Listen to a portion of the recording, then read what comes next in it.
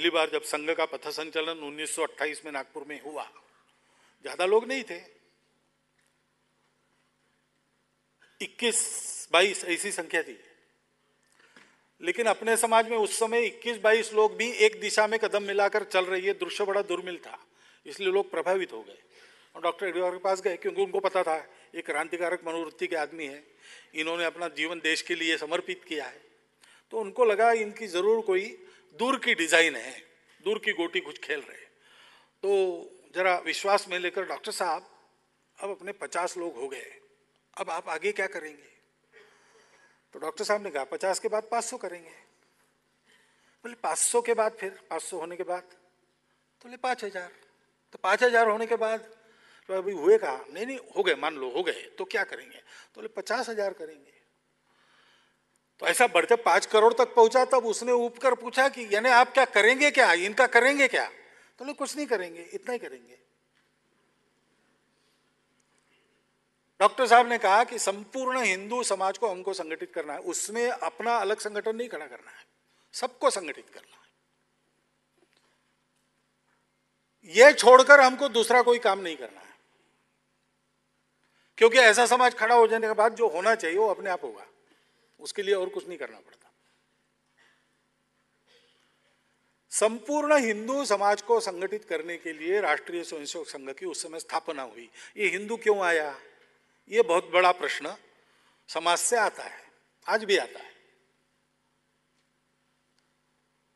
तो संघ की स्थापना के मूल में जो विचार है उसके 3 हिस्से हैं। एक मैंने बताया, समाज का परिवर्तन होने से सारी व्यवस्थाएं यशस्वी होती है। व्यवस्था अच्छी है, व्यक्ति खराब है, व्यवस्था बिगड़ती है।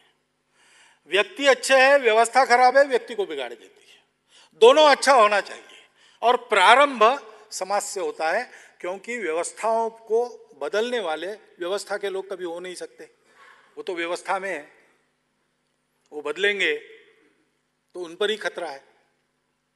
समाज का दबाव व्यवस्थाओं को बदलता है, इसलिए हर परिवर्तन के पीछे कोई ना कोई समाज जागृति है, दुनिया में कहीं भी जाकर देखिए। लेकिन समाज का आचरण बदलेगा व्यक्ति निर्माण से। अब इस अपने समाज को संगठित करने में एक मुख्य कठिनाई है, ये समाज एक भाषा बोलने वाला समाज नहीं है, अलग अलग इसकी भाषाएं हैं, एक की दूसरे को समझ में नहीं आती, ऐसी स्थिति भी है। एक हिंदी की ही बोलियां इतनी है। पहली बार जब मैं बिहार में गया, भेजा गया मुझे, तो प्रवास किया, सब ब्लॉक्स तक कम से कम जाके आए।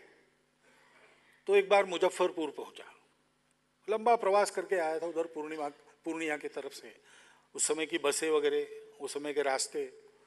तो सुबह चला, शाम को पहुंचा, थक गया था, धूल वूल भी बहुत थी कपड़ों पर। तो हमारे वहां प्रचारक थे, उन्होंने कहा कि आपका पैजामा खींच लूं क्या? तो मैं डर गया कि पहली बार पहुंचा हूं, परिचय नहीं, और ये ऐसी बात कर रहे हैं, क्या हुआ अभी, मेरी गलती क्या हुई? बाद में ध्यान में आया, धोने को फींचना कहते, फींचना, और फींच का खींच हो जाता है बात करते करते। अब एक ही हिंदी है, मुझे भी आती है, उनको भी आती है। इतनी भाषाओं की विविधता। देवी देवताओं का क्या कहे, 33 करोड़ तो पहले से है, नए नए आते रहते। अब साईं बाबा पहले कहाँ थे? पहले नहीं थे। भगवान को न मानने वाले भी भारत के संप्रदाय हैं। कितनी विविधता है। दर्शन में परस्पर विरोध भी है। इस समाज को जोड़े कैसे? खान पान रीति रिवाज अलग है, कहीं पर केवल रोटी खाते तो कहीं पर केवल चावल खाते, कहीं पर अमुक प्रकार की सब्जी, कहीं पर मिर्ची ज्यादा, कहीं पर मीठा ज्यादा।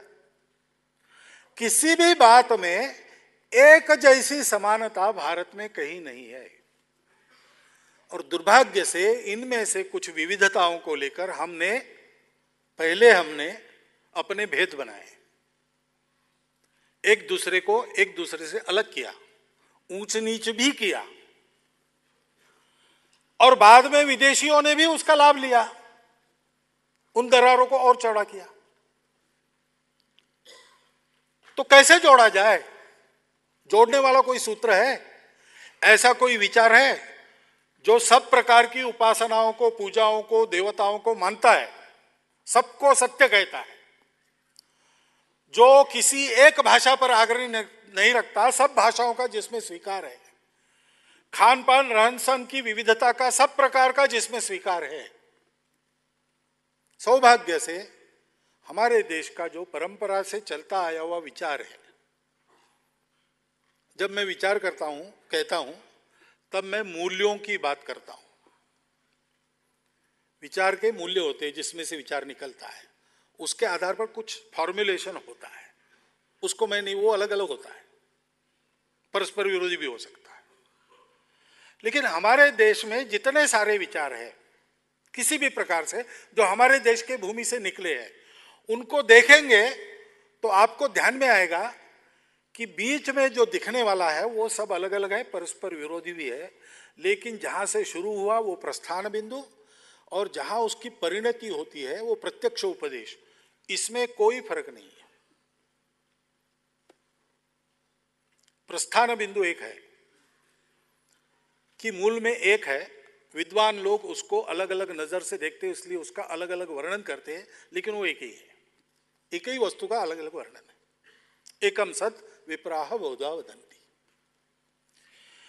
इसलिए विविधताओं से डरने की कोई बात नहीं, विविधताओं का स्वीकार करो, सभी विविधताएं सत्य है, विविधताओं का उत्सव मनाओ, अपनी अपनी विविधता पर पक्का रहो, विशिष्टता पर पक्का रहो, सबकी विविधता का सम्मान करो, मिलजुल कर साथ चलो। ये दूसरा समन्वय का मूल्य, वो अपनी परंपरा में। और सबके साथ मिलकर चलना है तो अपने ऊपर बंधन लाना पड़ता है। मुझे अकेला खाना है तो सब कुछ खा जाऊंगा, लेकिन और 10 लोग खाने वाले हैं तो सबका हुआ कि नहीं मुझे देखना पड़ेगा। इसलिए संयम का तीसरा मूल्य है। और ऐसा जीवन जीना है तो छोड़ने की आदत चाहिए, सब कुछ चाहिए, सब कुछ चाहिए, ऐसा नहीं चलेगा। और सब कुछ चाहिए में चाहत कभी समाप्त नहीं होती, ये सबने कहा है। तृष्णा कभी समाप्त नहीं होती, हम समाप्त हो जाते, तृष्णा चलते रहती है।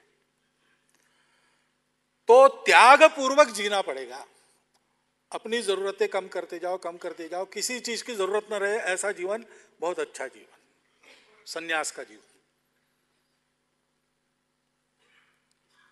और संपूर्ण अस्तित्व उसके तुम एक अंग हो, तुम्हारा निर्माण उस संपूर्ण अस्तित्व के योगदान के कारण हुआ है। ये तो अपना अनुभव है।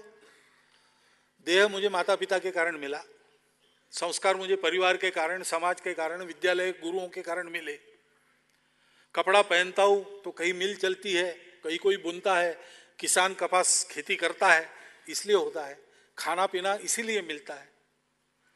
मैं अकेला होता तो मैं जी भी नहीं सकता, मनुष्य अकेला नहीं जी सकता, और मनुष्य के जीने में सबका योगदान होता है।